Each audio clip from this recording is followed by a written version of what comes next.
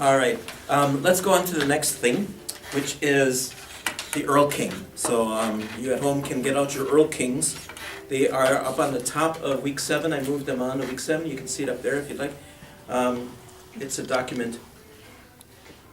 The translation is by me. The German is on the left. If you know some German, feel free. But we're going to read it now just to get a sense of it and talk briefly about what's going on and why this is. It's by Johann Wolfgang Goethe, probably one of the greatest poets, not only in the German language, but pretty much at all. One of his most famous pieces was a piece called, a very long poetic work called Faust, in which a professor sells his soul to the devil. So that was my how I tried to base my career on that model, but it didn't work. So let's read Erlking, Erlkönig in German, and I'll play the narrator, and we've got all our roles set, I believe. And I don't have it. oh, you don't have it? Here we go. I don't have my paper. Anyone else? I've got extras here. So. I have one on my phone, but I can't take it. Oh yeah, no, this is easier. Sure. Go ahead. Thank you. Do you need one too? Yeah. Okay.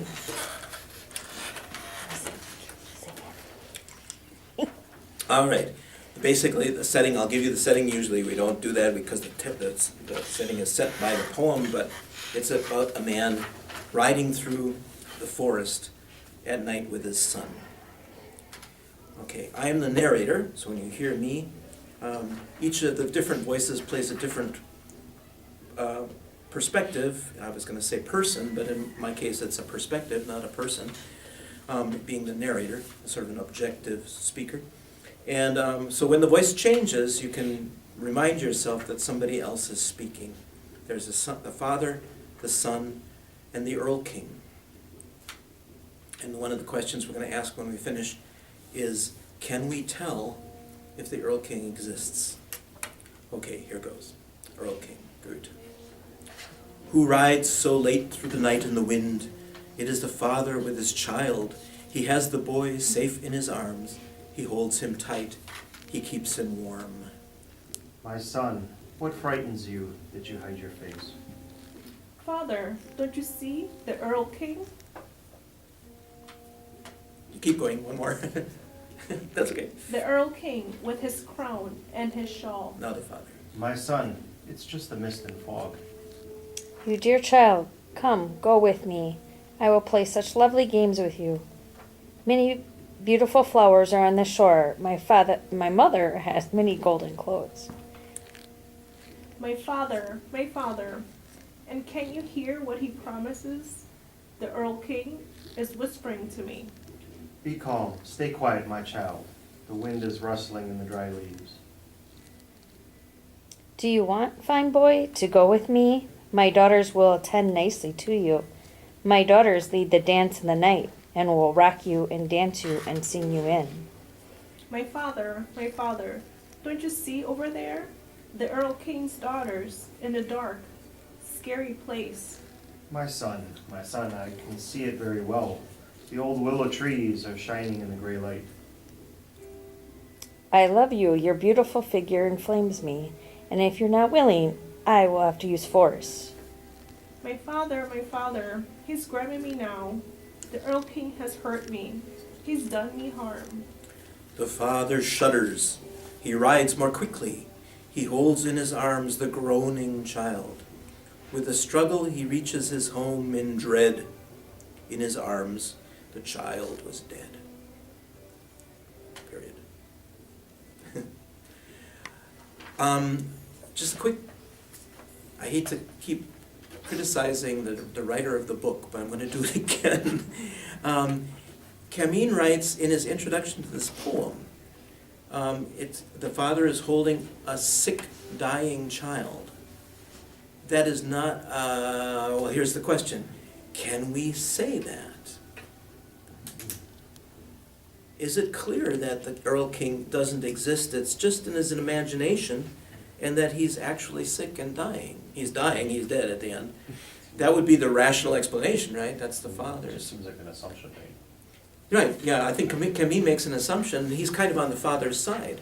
But, but Goethe doesn't let us do that. If you look here, there's no indication in the poem at all that this thing doesn't really exist. There's no indication that it does, for sure. We don't know, right? Take a look closely as you read through it again on your own. Take a look closely. That's one of the geniuses of Goethe's poem, is that he leaves us in this strange nether region between the physical explanations of the world, the laws of nature, right, and some kind of spiritual reality which is not part of a classical spiritual reality in nature, in the laws of nature. This is something weird, right? So either the Father is right or the Son is right. But the Father isn't really worried, so it seems, until the end. It could be, but we don't know. And so that's the genius. That's what makes it romantic as well, right? Because that creates this supernatural, it doesn't prove that it's a supernatural being, but it gives us this awareness that there seems to be something out there. Just like those monks in the Abbey graveyard with snow, right?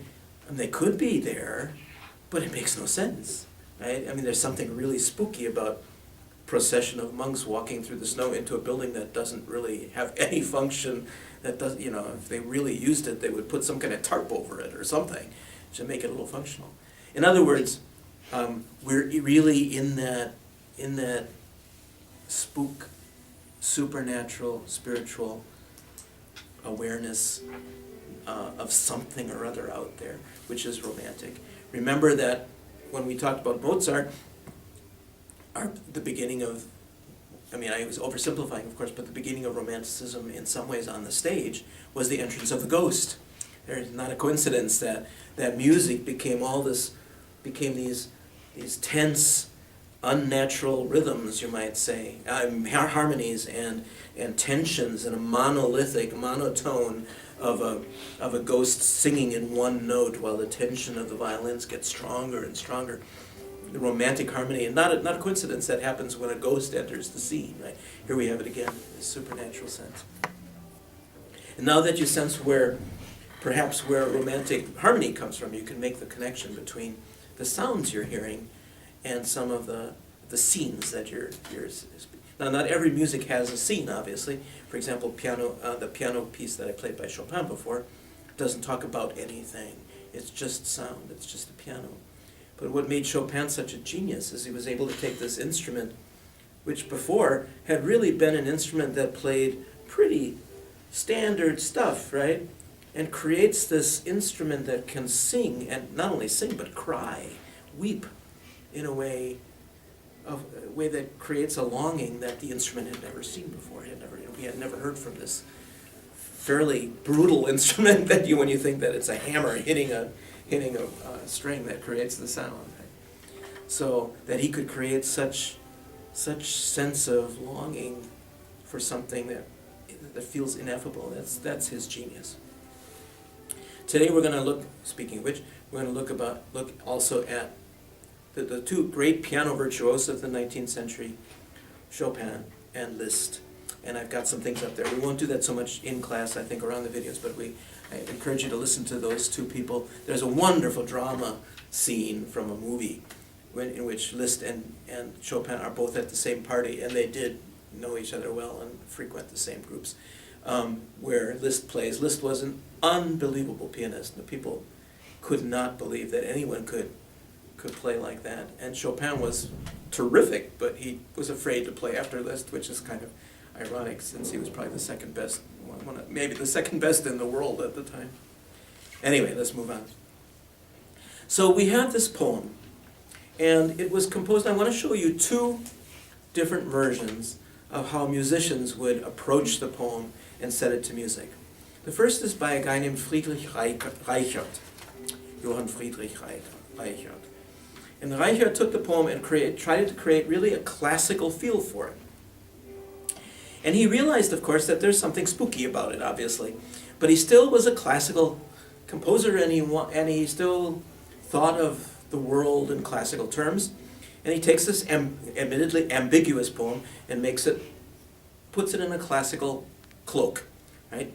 And what makes it classical? And I'm going to just play, actually I think what I'll do before I pull it apart at the piano is show you a performance of it. It's a little slow and a little bit monotonous, the way but it's two high school kids at a German high school retreat, and they're performing for their friends, and they do a nice job. It's just if they were pros, you could. So, and I won't do the whole thing, but I'll show you what they're doing. Oops, I think we need more sound.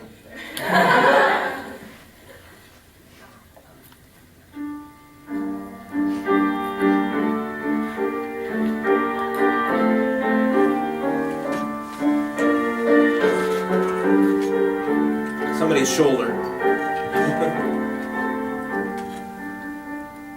Er reitet so spät durch Nacht und Wind, es ist der Vater mit seinem Kind.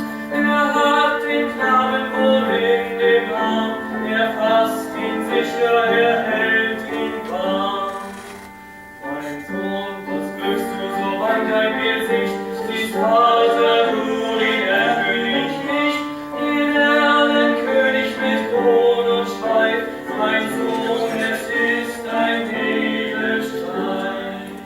I'm going to stop it there for just a second. That gives you the idea. And basically what you've heard is two stanzas of the poem, right?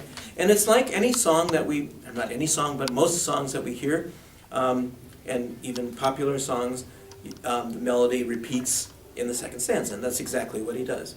So and you can tell that it's a classical form because it's a conventional structure. 1, 2, 3, and 4, and 1, 2, and 3, and 4.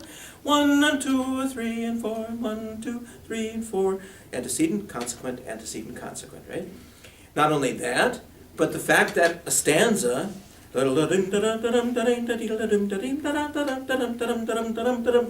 that's a stanza, gets repeated, even though the second stanza is now the Erlking, the father saying, what's wrong with you?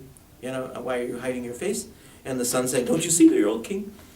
Very different emotions than a narrator saying, there's a father going through it. It's a sort of distant, objective voice in the first stanza, and this nervous little child in the second stanza with the father saying the opposite. There's nothing at all, right? All of that gets translated into the same form. And what he could have done, of course, if he had been a professional musician, he would have probably done a little bit more expression when the son comes. Mein Sohn, was birgst du so an dein Gesicht? Siehst Vater, du den Erlkönig. Maybe not quite that much, but something like that. And Goethe himself, the poet, preferred this to what we're going to hear as a romantic version of this song. So once again, what we have here is a classical structure for a song that could be a classical ending if the father is right? But we don't know that the father is right? If the father is right that everything can be explained in natural terms, then the classical structure would make more sense. Anyway, one of the things that I wanted to show you a little bit would be that all of these chords are based on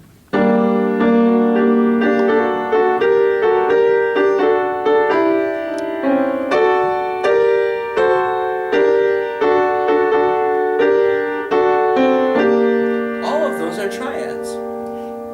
It's a minor triad.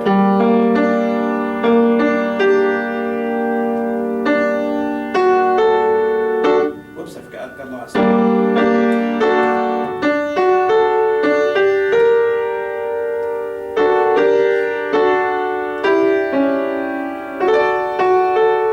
of them are turned on their heads, but and don't worry what that means. If you understand triads, you'll understand that it doesn't matter.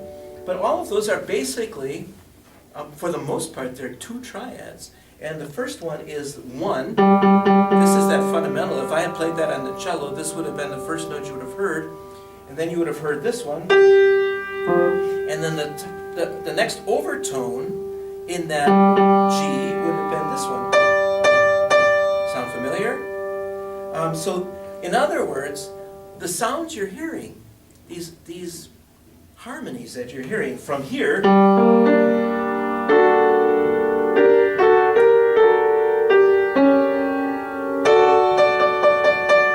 basically all of those tones come out of 1 and 5. This is 1 and this is 5. In other words, the chords all are built on, and you don't have to know, you don't have to understand or hear this precisely, but they're all built on the overtone series that I just played on that cello a little while ago.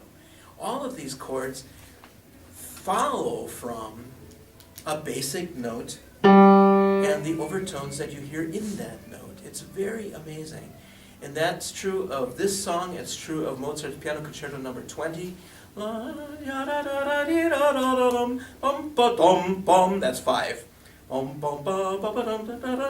That's 1. I mean, other way around, but that's okay. That makes sense. So, in other words, it's a classical harmony as well. Now, what does Franz Schubert comes along a little bit later, young guy, in Vienna, and is captivated by this poem, thinks it's really cool. And what fascinates him, of course, as a romanticist, is this ambiguity, this sense of there's something weird, something strange out here, those monks in the Abbey graveyard with snow. This sense of something really strange going on. So he starts actually coincidentally with the same note that Reischhardt starts on.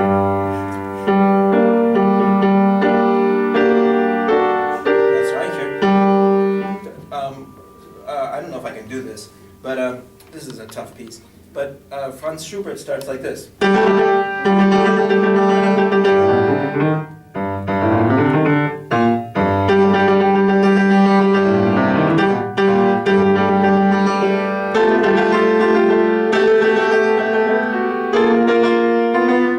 can't get it. I forgot what the chords are, but basically that's not classical, right? Even the start, like, and the voices haven't even started yet, so we don't even have a melody. This is just a bit like a sense of something, and then this weird, right? This strange sort of in the bass, right? And it's not is it a melody? Is it a motif? It's not a 4-bar phrase. This has no 4-bar phrases. Right?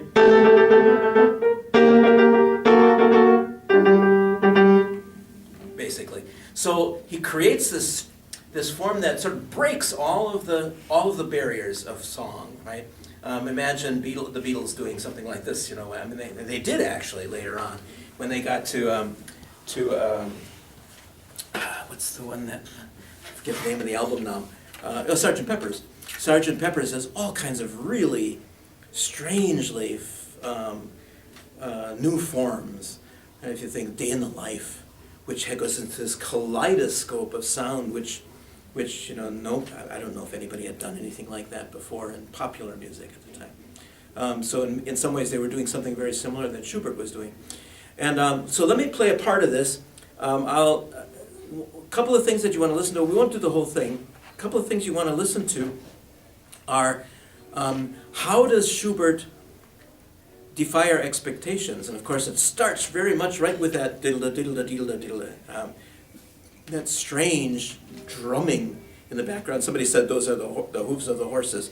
That doesn't work really well unless the horses have 3 feet or hooves, because 1, 2, 3, 1, 2, 3, 1, never mind. But I don't think that Schubert thought that way. I think he was thinking about tension, about excitement, rather than something more, he wasn't representing something, he was giving us a feeling of something.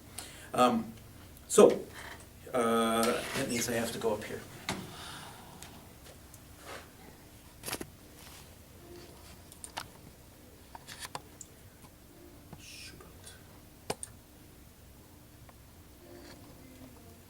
You'll notice when the melody comes in, come on. When the melody comes in, I picked one here for you that has subtitles so you don't have to guess where we are in the German. Well, hello. Can you pause it for just a second while I